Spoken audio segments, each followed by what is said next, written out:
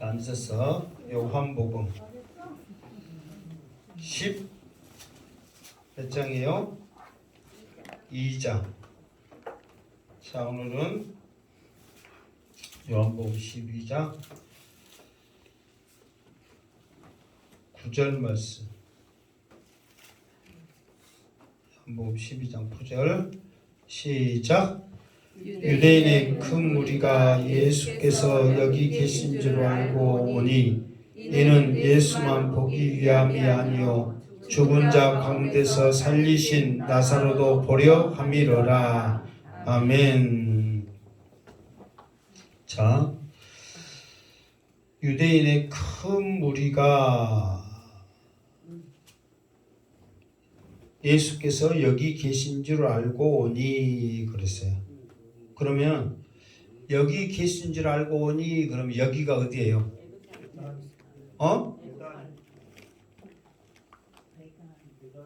베다니.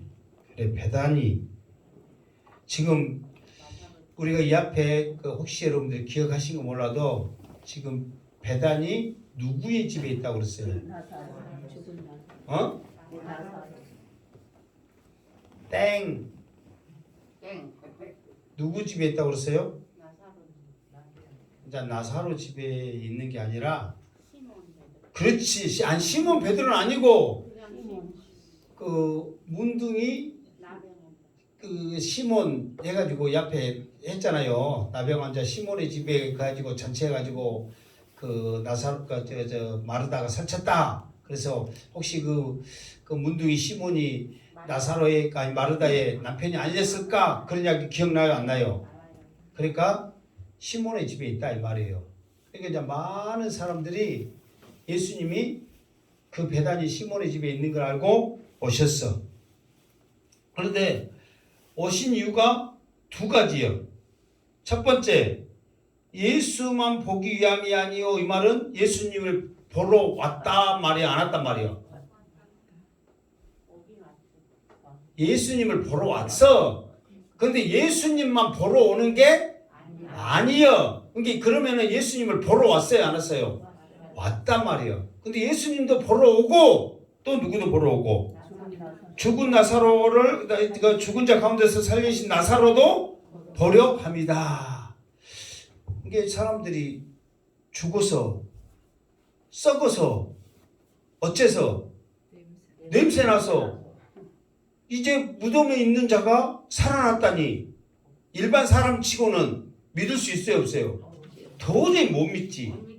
그래서 어떻게 해야 믿어? 봐야 믿어. 그러니까 자기들 생각에는 예수도 예루살렘에 올 거라고 생각했어요, 안 했어요? 안 했잖아요. 예수도 올 거라고 생각도 하는데 올 거라고 생각지도 않는 예수님도 와 있지. 죽어서 살아났다고 믿을 수 없는 나사로도 살아났지. 그러니까 예수님도 보고 나사로도 보기 위해서 많은 사람들이 왔다 그 말이에요. 그러면서 10절 시작. 대제사장들이 나사로까지 죽이려고 모의하니.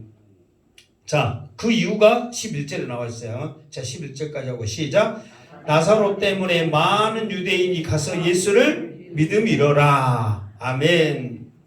그러니까 이미 이제 대제사장들 그 사내들은 공회가 예수님을 죽이기로 결의를 해버렸잖아요.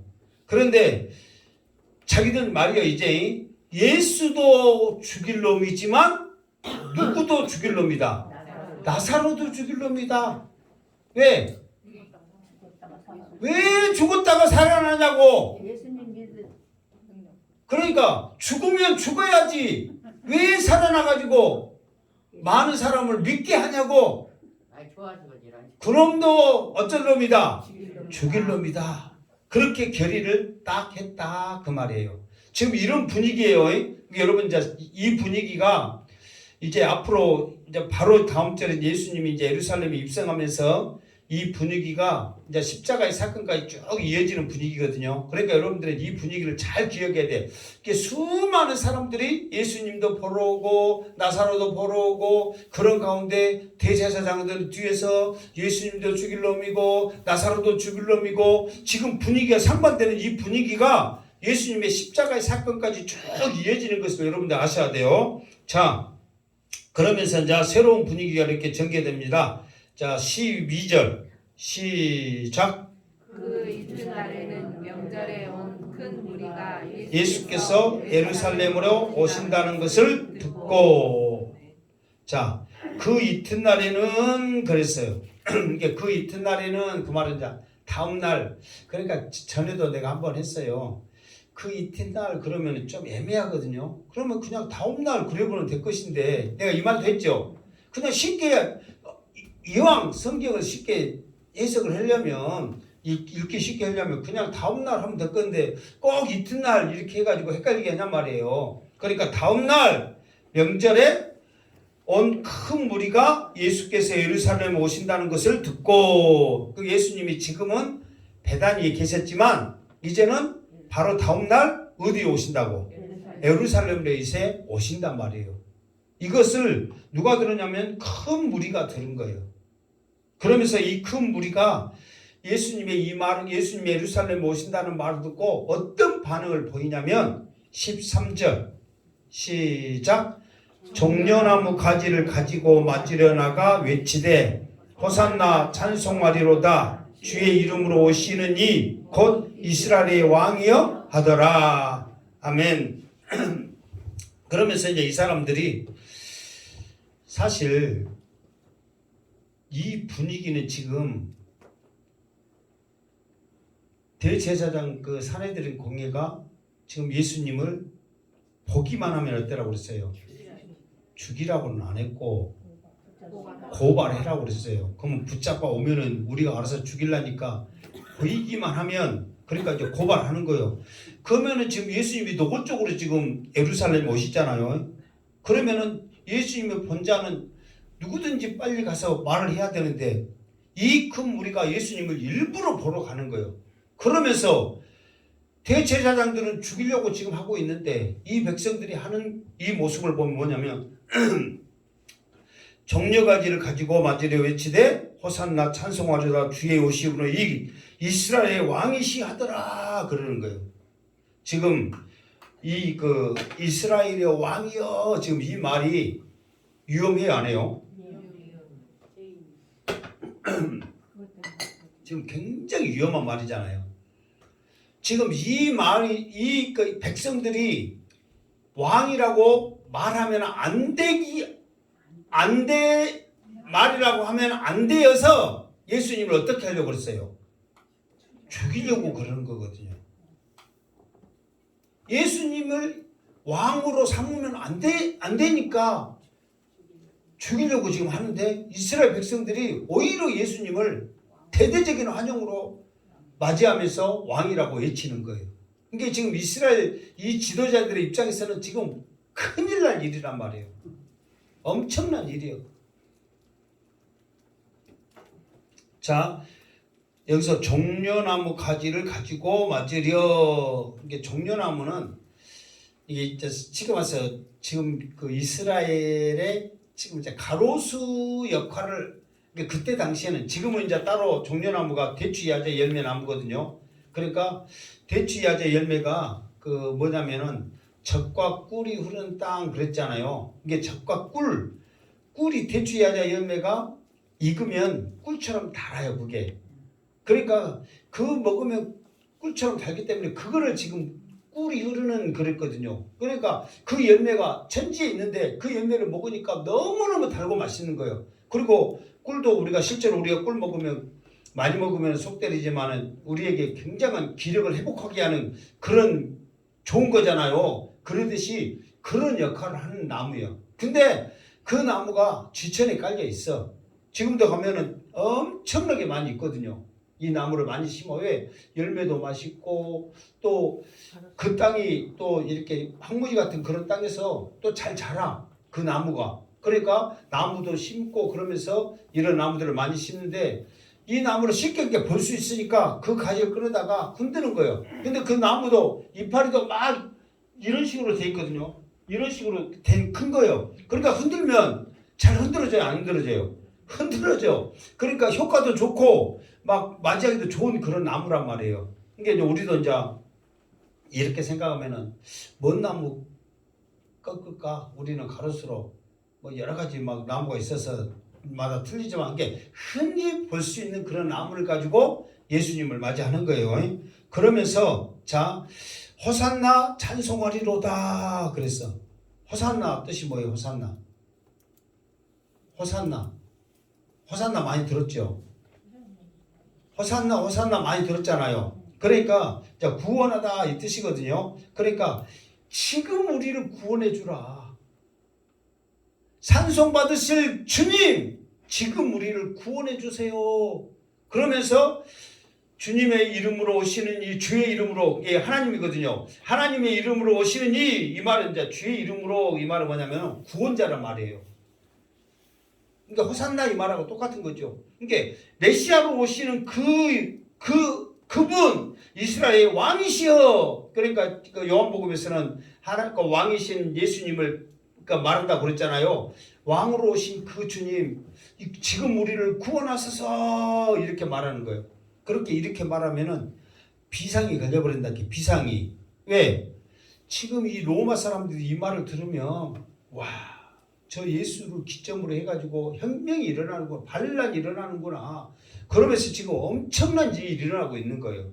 근데 이게 그냥 그 예수님이 뭐 하나님도 마찬가지고 이 일이 개념 없이 흘러가는 것이 아니라 이미 구약에 예수님을 이렇게 맞이할 거라는 것을 지금 다음에도 바로 보면은 낙이 타고 오시는데 이런 사건들이 구약의 선지자를 통해서 메시아가 이렇게 너희들에게 나타날 것이다. 메시아는 이렇게 또 뭐 나귀도 타고 오실 것이다. 또 메시아는 이렇게 또 고난을 당하실 것이다. 이것을 이미 선지자를 통해서 말씀한 것을 지금 이루어가는 과정이라 이렇게 지금 보면 돼요. 그러니까 백성들은 그러니까 예수님은 지금 이렇게 되어지는 과정을 알고 예수님이 이루어 가시고 백성들은 모르고 그냥 자기 그냥 기분에 하는데 그것이 나중에 보면 성경을 이루어가는 과정이라는 것을 우리는 알 수가 있는 거예요. 근데 백성들은 몰라. 여러분들이 지금 이 자리에 앉아 있는 것이 하나님께서 여러분을 사랑하시고 오늘도 주신 말씀을 통하여서 복을 주시려고 여러분들을 이 자리에 앉혀놓으신 것을 믿음의 눈으로 보시기를 주님의 이름으로 축원합니다. 이게 알고 듣는 것과 억지로 모르고 듣는 것과 차이는 분명히 있단 말이에요. 근데 이스라엘 백성들은 모르고 그냥 나무 있으니까 끊어야지, 그냥 호산나 찬송하려도 해야지. 그러나 하나님은 이미 선지자가 한 말씀을 이루어가는 과정이거든요. 그런데 예수님은 이 모든 것을 알고 지금 하나하나 이루어가고 있다는 거예요. 자, 다음에 자 14절 시작. 예수는 한 어린 나귀를 보고 타시니. 자, 왜 이렇게 했냐면은 여러분 지금 여기에서는 요한복음에서는 이렇게 간단하게 나와 있지만 이 사건이 사복음서에 다 나와 있거든요. 그러면서 이제 구체적으로 말하잖아요. 예수님께서 건너 마을에 가면 나귀 새끼가 있을 것이다. 끌고 와라. 그래가지고 혹시나 주인이 왜 끌고 가냐 그러면은 주가 쓰시겠다라 막 그래가지고 자세히 나오잖아요. 그리고 새끼가 있으면 옆에 누가 있어? 어미가 있어. 이왕이면은 새끼 타는 게 나서 어미 타는 게 나아. 어미 타는 게 낫지. 새끼는 힘아래도 없고 작으니까 예수님이 지금 이스라엘 백성들 그쪽에 그 팔레스타인 사람들은 키가 커요. 이게 키가 그리고 우리보다 좀 더 크기도 하지만 무엇이 기냐면 다리가 길어. 내가 전에 한번 다리가 어느 정도 긴다는 거 말했어 안 했어요? 무엇을 예화를 들었어요? 그렇지. 제가 한번 또 그걸 기억하네. 화장실 가면 변기통이 우리 여기까지 그 몸만큼 있다니까. 그러니까 우리나라 나도 어쨌거나 나는 다리가 길어서 아예 그쪽을 사용 못하지만 키 큰 사람들도 거기 못해. 그만큼 다리가 길어. 우리 같으면 아예 그냥 큰 사람 쬐까람 쓰니까 변기통이 밑에서부터 그냥 올라와 있잖아요. 근데 그 사람들 우겨만큼 있어. 꽃밭에도 안 돼. 그렇게 다리가 길어 실제로. 그러면 생각해보세요. 예수님은 길었겠어요? 짧았겠어요? 길었겠어. 그러면 이 새끼 타면은 다리를 진짜 끓인단 말이에요. 그럼 여러분 모양이 나요 안 나요? 안 나지. 그럼에도 불구하고 왜 새끼를 타냐고. 예수님이 그때 당시에 33살이거든. 이제 완전히 건장한 청년이란 말이에요. 왜 새끼를 타시냐면 바로 그 뒤에 이유가 있어. 자 15절 시작. 이는 기록된 바 시온에 따라 두려워하지 말라. 보라 너의 왕이 나귀 새끼를 타고 오신다 함과 같더라. 아멘. 자, 그러니까 지금 이 말은 지금 스가랴서 9장에 있는 그 말씀이거든요. 그러니까 제가 좀 전에 말했던 대로 예수님은 지금 왕으로서 지금 추대받으면 상황이 어떻게 된 상황이에요? 죽은 상황이거든요. 그리고 이왕이면 어미를 타야지. 저 새끼, 저 불쌍한 저 새끼 지금 다리 질질 끄져가면서 저렇게라도 타고 싶은 거 욕을 얻어먹은 상황이거든요, 지금. 그러니까 왜 새끼를 굳이 타냐면 지금 이미 선지자를 통해서 메시아가 이렇게 지금 진행되어질 것이라는 것을 이미 말을 했어. 그러면은 메시아에 대해서 선지자가 말을 했으면 그것이 이루어져야 돼, 안 이루어져야 돼요? 이루어져야 한단 말이에요. 그러니까 예수님이 그걸 알고 지금 말씀을 이루고 가는 거예요. 그러나 사람들은, 제자들은 왜 예수님이 꼭 그래야 되는지 이해가 안 돼. 그럼에도 불구하고 사람들은 하나님께서 그 말씀을 이루기 위해서 그냥 도구로 사용하신 거예요. 그러나 예수님이 이거를 다 아시고 새끼가 있다. 어미도 아닌 새끼를 끌고 와라. 주가 쓰시겠다 하면 무조건 쓰게 할 것이다. 아무도 모르는데 이렇게 그냥 다 자연스럽게 되어지는 상황이 된단 말이에요. 그러면서 스가랴서 9장에 이루는 말씀 시온에 따라 두려워하지 말라. 보라 너의 왕이 나귀 새끼를 타고 오신다 함과 같더라 그런 거예요. 그러면서요 스가랴서는 9장에는 이제 어떤 사건이 일어나냐면 이제 거기에서는 이제 뭐 알렉산더라고 구체적으로 나와 있지 않지만은 예수님의 그 계산 이제 성경학자들이 계산하면서 이제 그때 누가 그 세상을 다스리고 누구를 지금 비유한가 이게 쭉 조사를 해보면 그때 당시 팔레스타인에 있는 그 세계를 지배하는 왕이 알렉산더 왕이었거든요. 그러면서 나라를 하나하나 이렇게 쳐들어가서 정복한 과정을 스가랴서 이제 이렇게 이 나라를 쳐부시고 이 나라를 쳐부시고 이 나라를 쳐부시고 하면서 어디까지 쳐부시냐면 이제 이스라엘까지 쳐부셔야 애굽으로 가거든요. 이게 그 과정을 쭉 설명을 한단 말이에요. 그러니까 엄청난 큰 무기를 가지고 큰 왕이 세상을 다스리고 있는 쳐부시고 있는 거예요. 그러니까 지금 이스라엘에게 있어서는 위험한 상황이잖아요. 그런데 하나님께서는 이스라엘 나라는 정복당하지 않을 것이다 이렇게 예언을 해요. 근데 이미 두로와 시돈 바로 앞에 유대 나라까지 지금 같이 붙어 있거든요. 거기까지 쳐들어왔는데 왜 유대는 함락되지 않냔 말이에요. 그러니까 이제 요세푸스라는 역사가가 이제 그거에 대해서 이유에 대해서 이제 이렇게 이제 설명을 합니다. 알렉산더 대왕이 이렇게 쳐부서 가는 과정 가운데 두로와 시돈이라는 그 성경에도 자주 나오잖아요. 이 두로라는 이 나라가 그 지방 지역이 함락하기 어려운 난공불락의 그 지형을 가지고 있어. 이게 섬인데 한쪽에 나와 있는데 절벽으로 둘러싸여 있어가지고 도저히 그것을 쳐부술 수가 없어. 그리고 바다예요, 바다. 그러니까 쉽게 갈 수가 없는 거예요. 그러나 저것은 중요한 그 교통, 요지이기 때문에 반드시 함락을 해야 돼.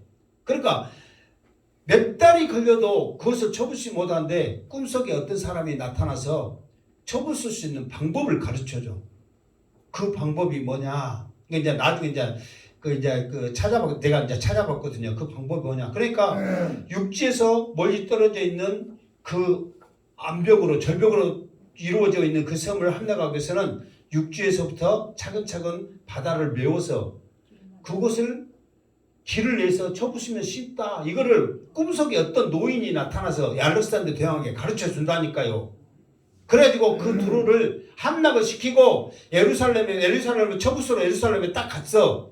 그러니까 여러분, 자기 나라를 처부수로 오는 사람들이니까 일단 잘 보여야 되거든요. 우리가 뭐 미리서 당신한테 조공을 바치고 항복할 테니까 우리나라는 처부시지 말고 그냥 지나가 주세요. 그랬거든요. 근데 이 알렉산더 대왕은 이미 함락하기로 마음을 딱 먹었어. 그런데 맞이로 나온 사람이 누구냐면은 꿈속에 나타났던 대제사장이에요. 그러니까 이거는 보통 일이 아니구나. 이거는 하나님께서 나에게 이 나라를 지켜라고 사람을 보내구나 해가지고 실제로 알렉산더 대왕이 예루살렘에 와서는 하나님을 경배해 버린다니까.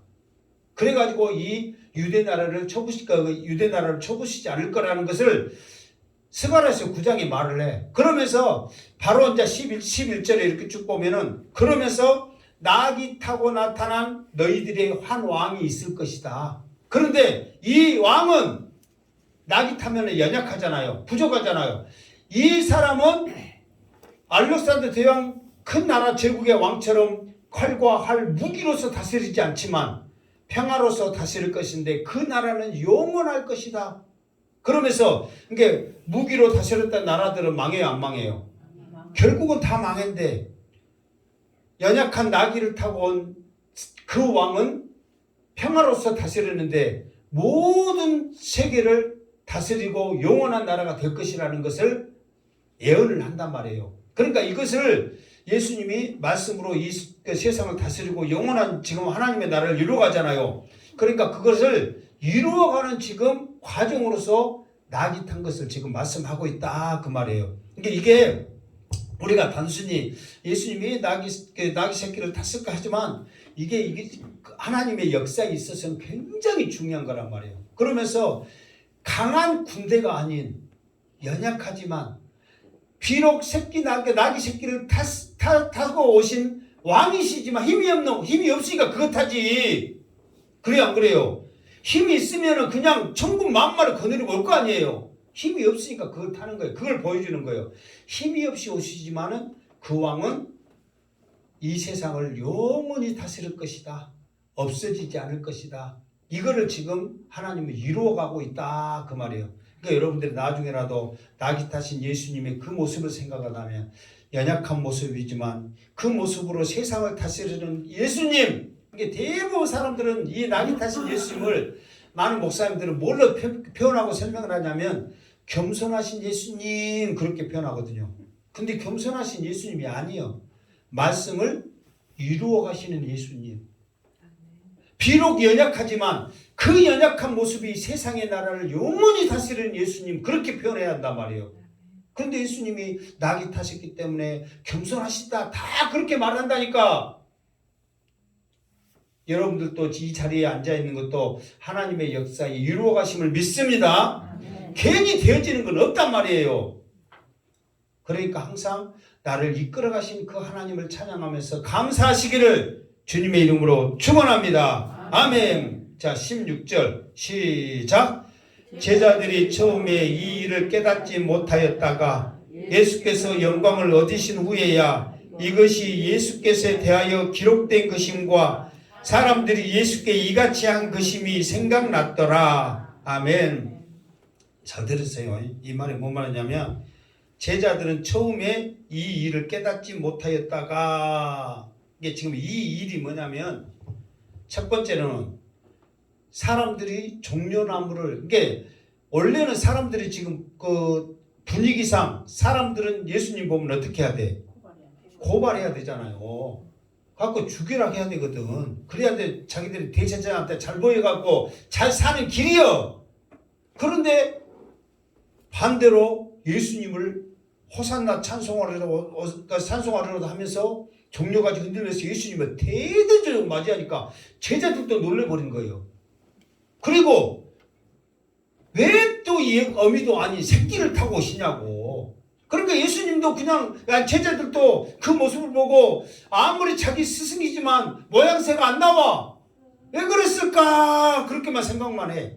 그런데 그 이유를 언제 하냐면 예수께서 영광을 얻으신 후에야 그랬어. 그러면 예수께서 영광을 얻으신 후가 언제예요? 어? 자, 예수께서 영광을 얻으신 후에야 이것이 예수께 대하여 기록한 것인가 그랬잖아요. 아, 이것이 이래서 됐구나. 이렇게 해서 사람들이 그랬고 이렇게 해서 예수님이 낙이 타셨구나. 그것을 알았단 말이에요. 언제냐면 여러분이 말한 대로 예수님이 십자가에 못 박혀 죽으시고 부활하시고 그것도 영광이지만 더 큰 영광은 예수님이 하늘에 올라가셔서 그렇지 하늘에 올라가신 것이 최고의 영광이거든요. 근데 올라가시면서 무엇을 내려보내요? 성령을 내려보낸단 말이에요.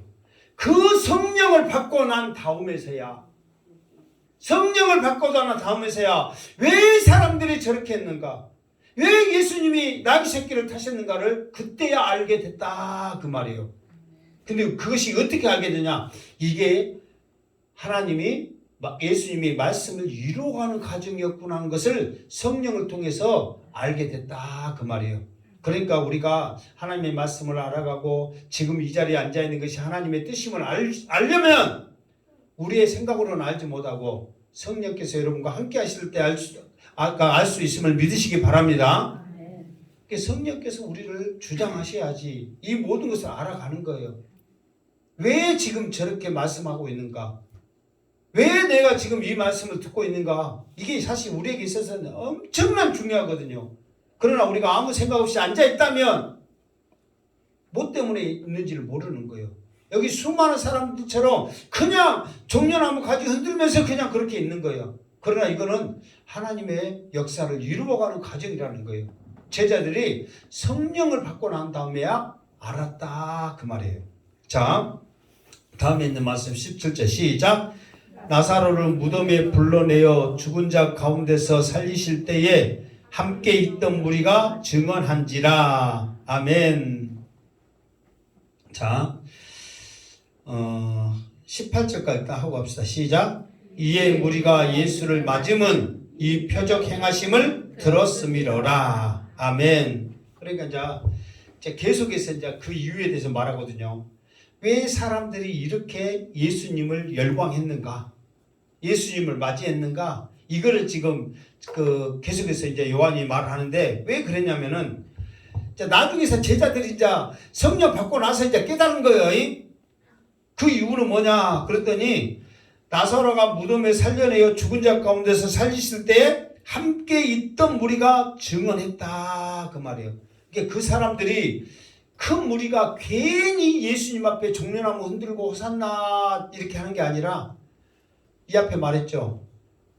마리아가 뛰쳐나가니까 사람들도 마리아 저것이 이제 오빠한테 그거로 큰일 나겠다 싶어서 같이 뛰쳐왔다고 했어 안 했어요? 했어요. 그런데 자기들은 생각 없이 나왔어. 그런데 마리아를 따라왔는데 생각지도 않는 그 기적을 맛봤다고 그랬잖아요. 나사로가 죽은 자 가운데 살아나는 그 기적을 그 있는 사람들은 생각지도 않는데 그 기적을 봐. 이게 강제 은혜를 봤다고 그랬잖아요. 그 은혜를 봤어. 그러니까 이것을 본 사람들이 엄청난 충격을 받은 거예요. 왜 그러냐면 그때 이제 예수님이 메시아라는 것을 그 사람들이 지금까지 그 물을 포도주로 만드는 그 표적부터 시작해가지고 계속해서 표적을 보고 어디까지 거의 확신 갔냐면 그 바로 앞에 사건은 뭐예요? 죽은 나사로 살리기 전에 그 사건이 뭐냐고?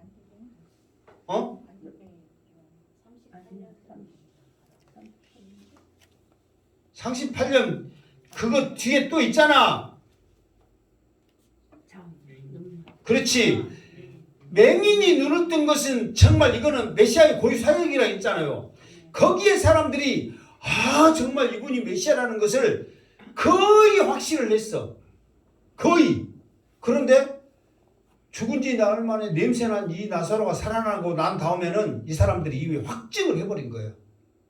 그 표적을 보고 이분은 진짜 메시아가 맞다. 그래가지고 아무리 대제사장들이 예수님을 죽이려고 해서 죽이려고 이렇게 괴를 했지만 나는 이제 이 사건을 본 이상 예수님은 메시아다. 그러면서 이 사람들이 이 사건에 대해서 증언하기 시작하는 거예요. 그럼 여러분, 이 예수님이 무덤에서 많은 유대인들이 봤다 했거든요.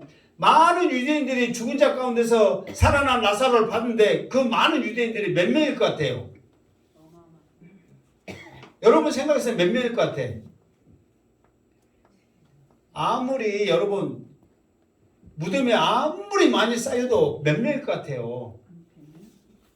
100명도 사실 많지. 아마 여러분 몇 동 있는데 둘러싸이고 100명 있으면 많아요, 적어요? 어마어마합니다 지금. 그러니까 아무리 많아봐야 몇십 명이란 말이에요. 그러니까 왜 많은 유대인이라고 그때 표현했냐면은 많이 올 것 같지 않는 가정에 생각지도 않는 많은 사람들이 온 건 사실이에요. 그랬잖아요. 그래서 그 사람들이 많아봐야 몇십 명이요. 그러니까 열 몇 명이 아니라 예를 들어서 40명, 50명 되더라도 많아요, 안 많아요? 많지요. 상황인데 지금 여러분 코로나 상황에 여러분 50명 왔다고 생각해봐요. 많아요, 적어요? 엄청나게 많죠. 지금 상황인지라 50명, 30명, 20명만 해도 많은 거예요.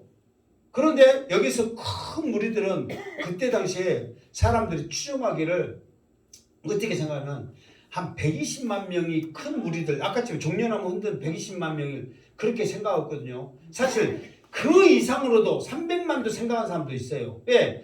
이스라엘, 예루살렘 사람만 아니라 이미 그때 어떤 사람들이 왔다고 그랬어요? 이방인들과 다른 사람들, 자기 정결 의식 지르려고 밀서 일주일 전에 수많은 사람들 왔다고 했잖아요. 그 수많은 사람들이 예루살렘에 온 거예요. 그 사람들이 다 마치 본 것처럼 예수님을 메시아로 지금 말씀하고 있거든요. 왜 그러냐면 무덤에서 살아난 죽었다 살아난 나사로를 본 사람들이 너무 확신을 가지니까 견디지 못하는 거예요. 만나는 사람마다 나는 봤다, 메시아 봤다, 그 사람 메시아다 확신을 가지고 말을 해보니까 사람들이 그 확신에 믿어요, 안 믿어요? 믿어버려요. 왜 믿냐면 봐보세요. 이 무리가 예수를 맞음은 예수를 지금 종려나무 흔들고 맞음은 이 표적 행하심을 들었음이라 그래. 봤음이라가 아니라 봤음은 누구요? 제자들 아니라 그 무덤에 있었던 유대인들이잖아요. 그 사람들은 봤어. 몇십 명에 불과하거든. 근데 몇십 명에 불과한 봤던 유대인들이 확신을 가지고 말하니까 그 확신을 들어버린 거예요. 내가 종종 말하죠. 헬라인은 무엇을 좋아하고 이제 오래 되니까 이제 잊어버렸어. 또 헬라인은 지식을 좋아하고 유대인은 무엇을? 표적을 좋아하고. 그렇게 유대인은 표적이라면 뿅 가버리거든. 그런데 맹인이 눈을 뜬 이 사건도 엄청난 사건인데 죽은 자가 냄새난 자가 살아난 이 사건은 자기들에게 있어서 충격이란 말이에요. 그러니까 표적을 좋아하는 이 유대인들이 이 엄청난 사건을 듣고 예수님을 맞이 아니할 수가 없다는 거예요. 이 표적을 좋아하는. 그러니까 어쨌든 간에 무덤에서 봤던 무리들 함께 있었던 이 무리들의 이 증언이 얼마나 대단했는가 알 수 있잖아요. 여러분들도 오늘 이 시간 양시태 목사가 전한 이 복음의 말씀이 확신을 가진다면 정말 이 확신을 가지고 여러분들이 복음 전하면 놀라운 역사가 일어날 줄 믿습니다. 아멘.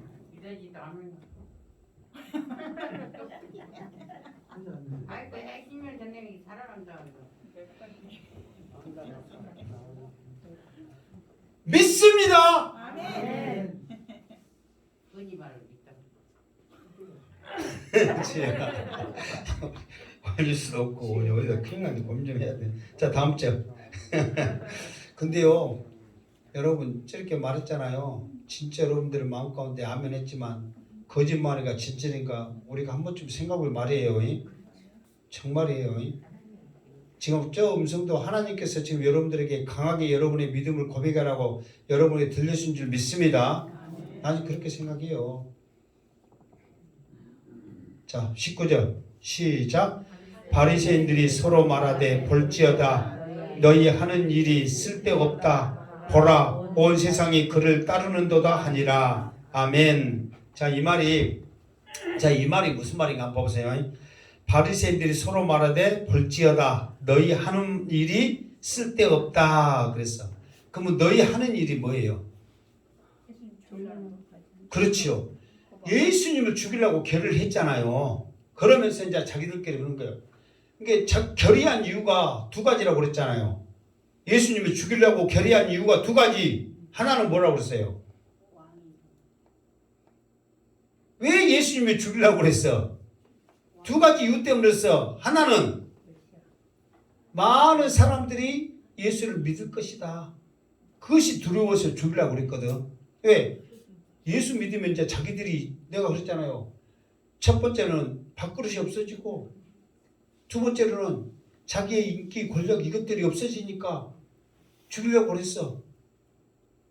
그러니까 많은 사람들이 믿을 것이라는 것에 두려움에 예수님을 죽이려고 그랬어. 두 번째 이유는 뭐라고 그랬어요?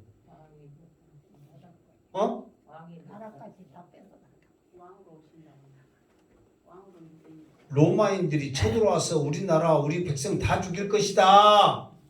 생각나요, 안 나요? 왜 그러냐면은 왕으로 섬긴다는 것은 이제 너만 말 안 듣고 우리끼리 살겠다. 반란이라니까. 그러면 로마에서는 긴장해요, 안 해요? 긴장한단 말이에요. 그렇기 때문에 우리는 다 죽을 것이라는 그거를 결의를 했어. 근데 그 이유가 타당하거든요. 그런데 자기들끼리 그렇게까지 결의를 해서 이제는 이제 이미 잡아서 죽일 것처럼 분위기가 다 돼버렸어. 그런데 백성들이 이미 믿어버렸다는 것은, 수많은 사람들이 백성들이 믿었다는 것은 자기 말대로 이미 수많은 사람들의 마음이 예수님한테 갔고, 사람들이 예수님을 왕으로 생각했다는 것은 로마한테도 들어가서 이제 큰일 났다는 것을 이미 딱 기정사실화 된 거예요. 그러니까 자기들끼리 서로 보고 말한 거예요. 이제 우리들 하는 일이 어떻게 됐다? 쓸데없다. 이제 완전히 끝났다. 이거를 전문 용어로 보면 뭐라고 하면 나가리 됐다 그런 거예요. 나가리.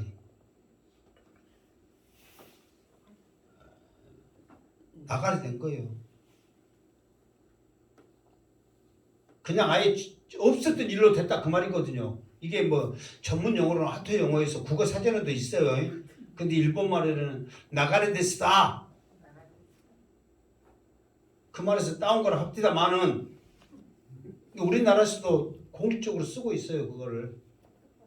그게 아예 없던 일로 돼버린 거 이제 뭔 의미가 있냔 말이에요. 그러면서 자기들끼리 서로 말하는 거예요. 보라, 온 세상이 그를 따르는도다. 온 세상이 그를 따르는도다. 그랬단 말이에요. 여기서 한 몇 절만 더 하도록 하겠습니다. 예수님의 말씀 읽기 전에. 자, 20절 시작. 명절에 예배하러 올라온 사람 중에 헬라인 몇이 있는데, 명절에 예배하러 올라온 사람 중에 헬라인 몇이 있는데, 명절, 그러면 지금 이 명절 이름이 뭐예요?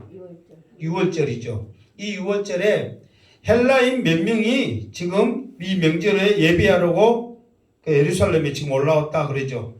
자, 그 사도행전을 보면은 헬라파 유대인, 히브리파 유대인 그렇게 나오죠. 이게 여기서 헬라파 유대인 그리고 이 헬라인 이 차이는 뭐냐면, 그러니까 헬라파 유대인 이 말은 이게 그 우리나라 사람은 아닌데, 예를 들어서 뭐 조선족 우리나라 사람이 아니에요? 원칙은 아니잖아요. 고려인 우리나라 사람이 아니에요. 그러니까 우리나라 뿌리를 가지고 있지 우리나라 사람은 아니잖아요. 그러니까 우리나라의 뿌리는 기잖아요. 그런 것처럼 헬라파 유대인 그러면 유대인의 뿌리를 가지고 있지, 유대인의 그 쉽게 말해서 뭐 호적이 있거나 그 조선족이 우리나라에 호적이 있어요? 없잖아요. 그러나 조선족이기 때문에 우리나라 말을 할 줄 알고 뭐 우리나라 뿌리이기 때문에 인정하고 뭐 그런갑다 하지만 정식적으로는 우리나라 사람이 아니란 말이에요. 그것이 헬라파 유대인이란 말이에요. 그런데 헬라인은 뭐냐 그러면 완전히 이방 사람이요. 예를 들어서 미국 사람, 일본 사람, 중국 사람 완전히 우리나라하고 상관없는 사람들이요. 그러면 그 사람들이 뭐하려고 예배하러 왔냐 그러면은 헬라파 유대인이 전했던 아니면 유대인들이 가서 전했던 어쨌든 하나님 믿는 사람들이요. 사실 그런 사람들이 있어요 없어요? 있지요. 이 앞에 수요일날 태국 선교사님 왔지만은 정말 거기는 다 불교 그러고는 천주교가 더 많거든요. 천주교 기독교가 2%라고 그러는데 사실 천주교가 거의 또 많이 있습니다. 기독교는 정말 없어요. 그래도 아무리 없다 하더라도 저 북한 저 김정은이가 뭐 김일성 제일로 처음이 누구요? 김일성 그다음에 김정일 막 해가지고 자기들이 하나님이라고 하거든요 실제로. 근데 그런 독재가 있는 나라에도 예수 믿는 사람이 있어요 없어요? 있잖아요. 그래도 있단 말이에요. 없을 것 같은 데도 있어.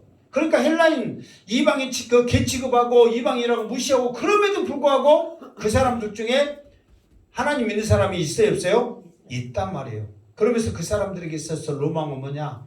나도 이방이지만 예루살렘에 가서 예배하는 것이 소원이다. 그래가지고 그 사람들이 있단 말이에요. 그 사람들이 예배하러 예루살렘에 왔다 그 말이에요. 자 그러면서 21절 시작. 그들이 갈릴리 벳세다 사람 빌립에게 가서 청하여 이르되 선생이여 우리가 예수를 뵙고자 하나이다 하니. 그 사람들이 이제 그 예루살렘에 와가지고 예수님에 대한 소문을 들었어.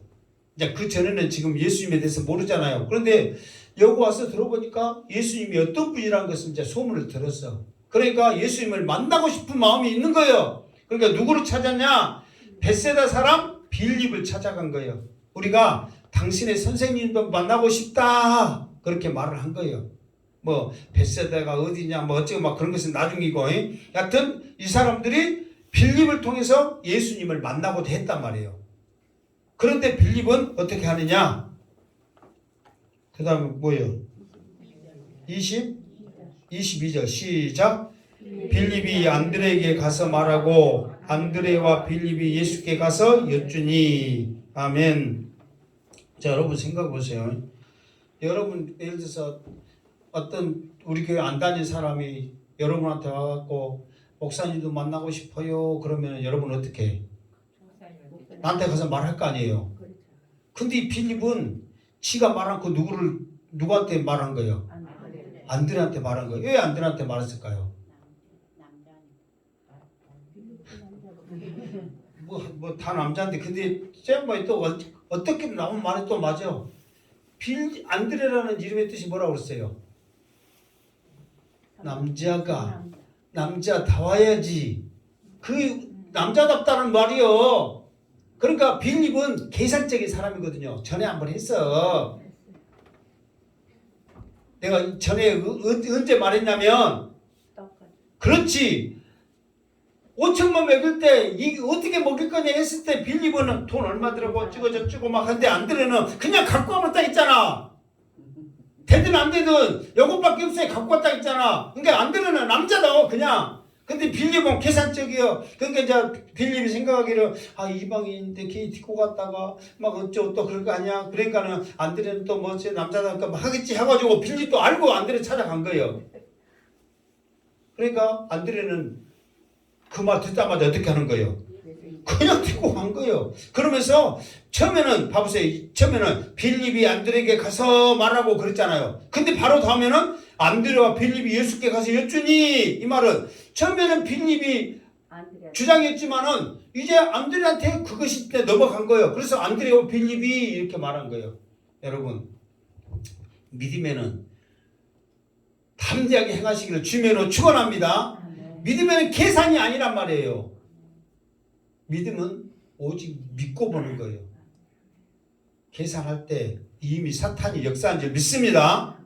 계산하는 게 아니에요. 믿음은.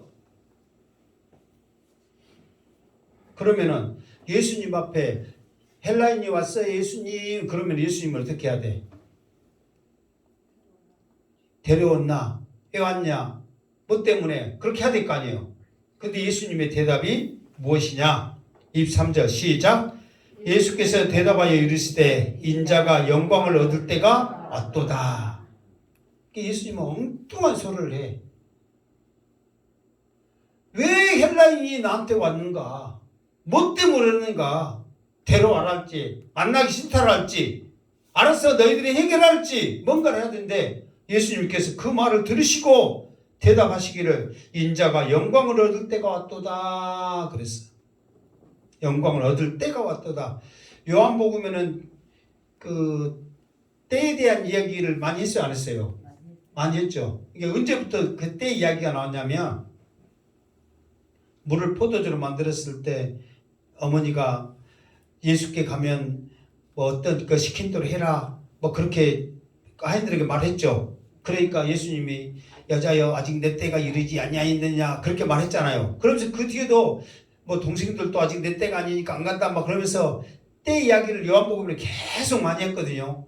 그런데 드디어 예수님께서는 이 헬라인이 왔다는 소리를 듣고 다른 것도 아니고 영광을 얻을 때가 왔도다 그러면서 헬라인들이 온 것을 가지고 자기의 때를 예수님이 왔다고 말씀하시는 거예요. 영광을 얻을 때. 그러면 그 영광을 얻을 때가 무엇을 말하는가? 다음 주에 나오거든요. 자, 24절 시작. 내가 진실로 진실로 너희에게 이르노니 한 알의 밀이 땅에 떨어져 죽지 아니하면 한 알 그대로 있고 죽으면 많은 열매를 맺느니라. 아멘. 자, 영광을 얻을 때가 왔다 그러면서 예수님이 느닷없이 하는 말이 뭐냐면 한 알의 밀알이 땅에 떨어져 죽지 아니하면 한 알이 그대로 있고 죽으면 많은 열매를 맺느니라. 생뚱한 소리를 했단 말이에요.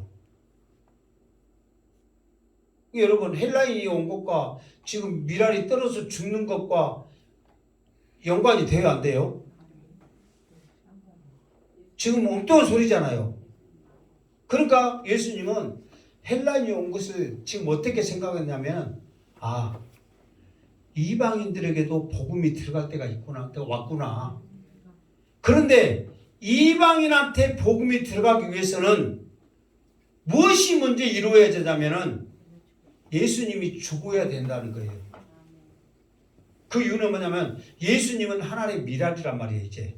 그러면서 예수님은 그 이방인들에게 복음을 전하는 게 아니라 나는 죽어짐으로 말미암아 열매를 맺은 그 열매가 더 많은 열매를 맺을 것이라는 거예요. 그러니까 예수님은 아침에도 잠깐 말했지만 예수님은 복음을 전하는 한정이 유대인에게만 전했어요. 이방인에게 전한 것은 사도들의 몫이란 말이에요. 제자들의 몫이야. 그러니까 이 이방인들이 복음을 전하려면 예수님이 있어야 돼요, 없어야 돼요? 없어야 된단 말이에요. 예수님이 이제 죽어야 돼. 그래야만 죽은 것으로 인해서 열매를 맺어. 어떻게? 예수님이 죽고 하늘로 올라가시면 성령이 내려올 때 제자들에게 능력이 나타나거든요. 그게 열매야. 그러면서 그 열매를 통해서 이방인들에게 복음이 전해진다는 것을 예수님이 영광의 때라 그렇게 말하는 거예요. 그러니까 예수님이 십자가에 못 박혀 죽으시고 하늘로 올라가실 때 성령이 내리시지 않는다면 복음이 전해지질 않아. 복음이 전해진 이유는 성령이 내려오시기 때문에 그런 거예요. 그러니까 우리도 전도하려면 내 힘과 능력으로 되지 않냐고 성령의 이끌림으로 말씀 전하시기를 주님으로 축원합니다. 그러면서 예수님이 우리에게 그러기 위해서는 어떻게 우리가 해야 되는가? 나는 이제 죽고 너희가 열매를 맺으면 너희들이 열매 맺는 너희들이 어떻게 해야 될 것인가를 25절에 말씀하고 있어요. 25절 시작. 자기의 생명을 사랑하는 자는 잃어버릴 것이요 이 세상에서 자기의 생명을 미워하는 자는 영생하도록 보존하리라. 아멘. 자, 여기서 자기의 생명을 사랑하는 자는 잃어버릴 것이요 이 세상에서 자기의 생명을 미워하는 자는 영생하도록 보존하리라. 이 말을 그냥 이렇게 하면은 이해하기가 힘들거든요. 근데 자기의 생명을 사랑하는 자는 이 말은 그 앞에 무엇보다도라는 것을 우리가 붙여야 되거든요. 예를 들어서 자기의 일을 또 자기의 돈을 자기의 사명을 자기의 생명보다 사랑하는 자는 잃어버릴 것이요. 그러니까 쉽게 말해서 우리가 그러잖아요. 나는 진짜 이거를 소중하게 생각한다. 그런 거 있잖아요. 이런 것을 사랑하면 결국은 어떻게 된다고? 잃어버린다는 거예요. 그러니까 내가 열매 맺어서 복음 전하는 헬라인에게 복음 전하는 그 사명보다도 내 것을 더 사랑하게 되면 결국은 내가 사랑해서 그것을 더 키우고 잘 될 것 같지만 그것 때문에 오히려 어떻게 된다고? 잃어버리게 된다 그 말이에요. 그리고 반대로 봐보세요. 그것을 이 세상에서 자기의 생명을 미워하는 자는 그러니까 그것을 미워하게 되면 미워하게 된다는 것은 완전히 없애버리는 게 아니라 그것보다도 복음 전하는데 더 그것을 사랑하게 되면 오히려 더 우리가 보존되게 된다 그 말이에요.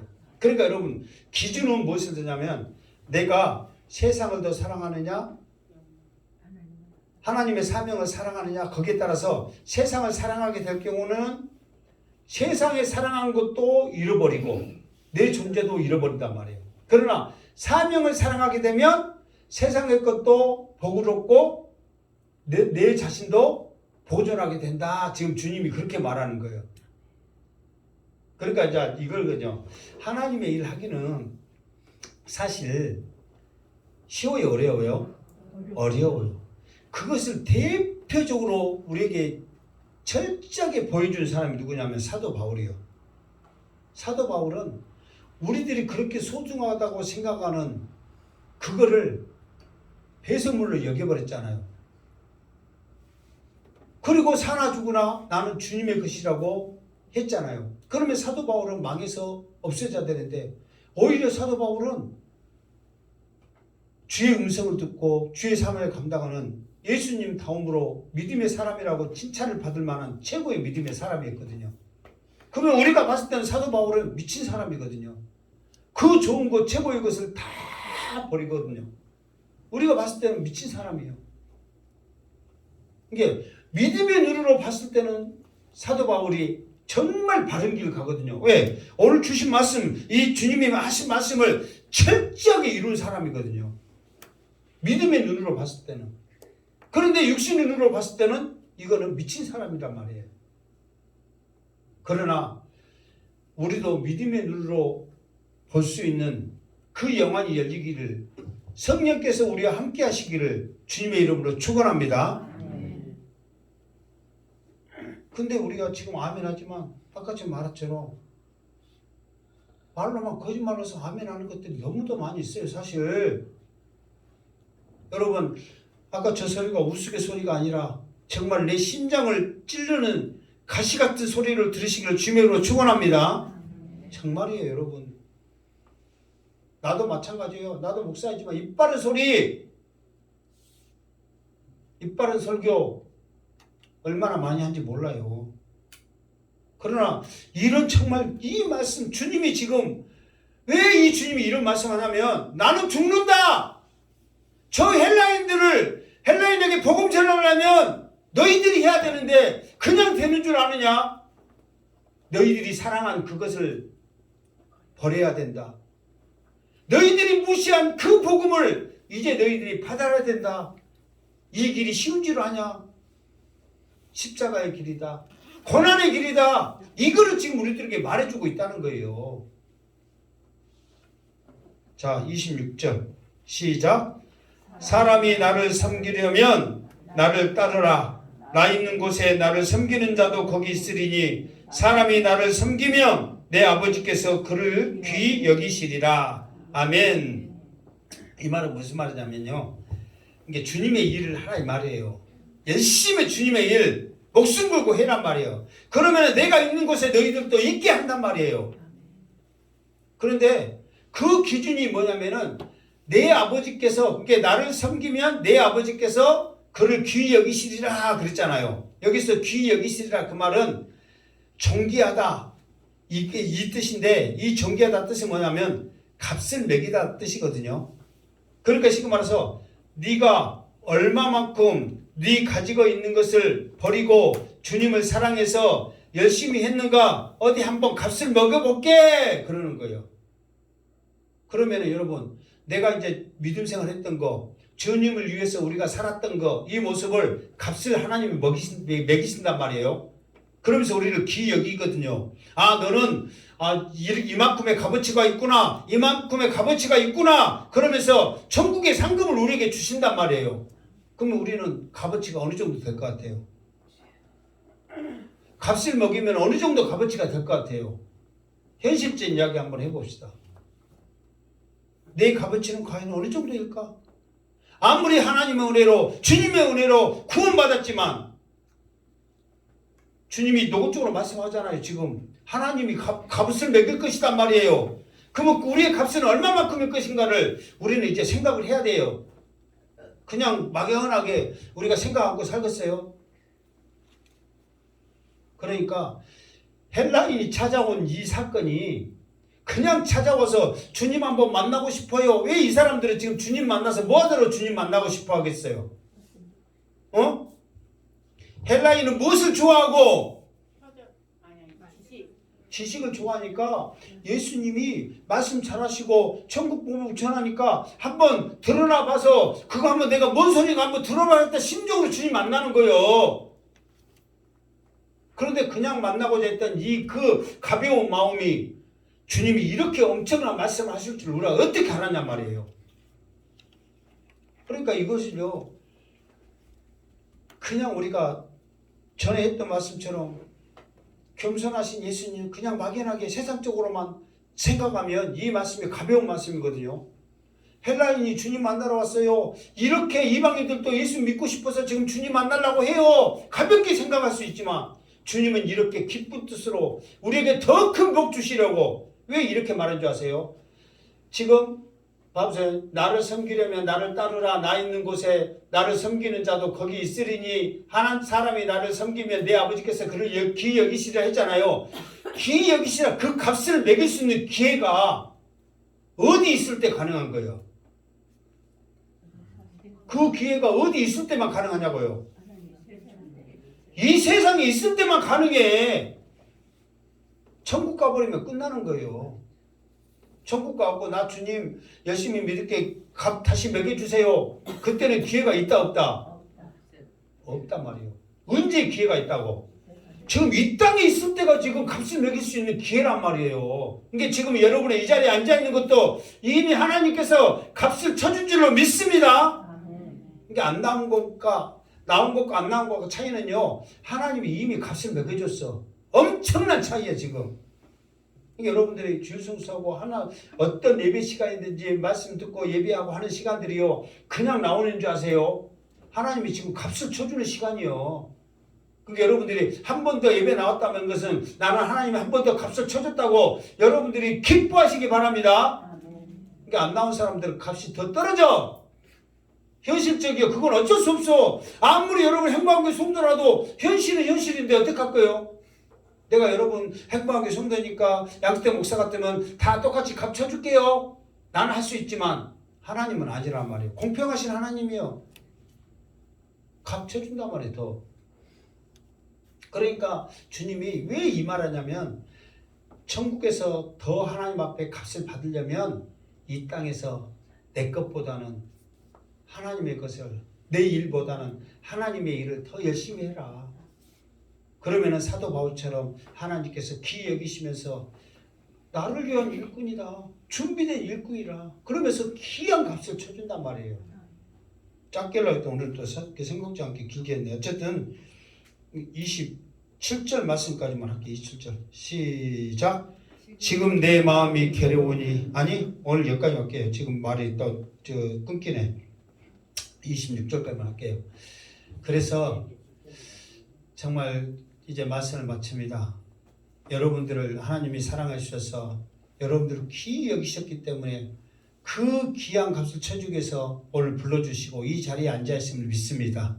이제 우리의 부족한 부족하나마 하나님 앞에 더 드리겠습니다 하는 심정으로 살기를 원하신다면 한 주간도 여러분들이 세상에 나가서 여러분의 입술을 열어 복음을 전하시고 믿지 않는 자들에게 영원 사랑하는 그 마음을 가졌어서 정말 여러분들의 삶 가운데 더 귀한 값으로 하나님께 영광 돌리고 예수 믿는 그것을 통해서 멸류관 벗어들고 찬송할 수 있는 믿음의 그릇이 되기를 주님의 이름으로 축원합니다. 아멘. 기도하겠습니다.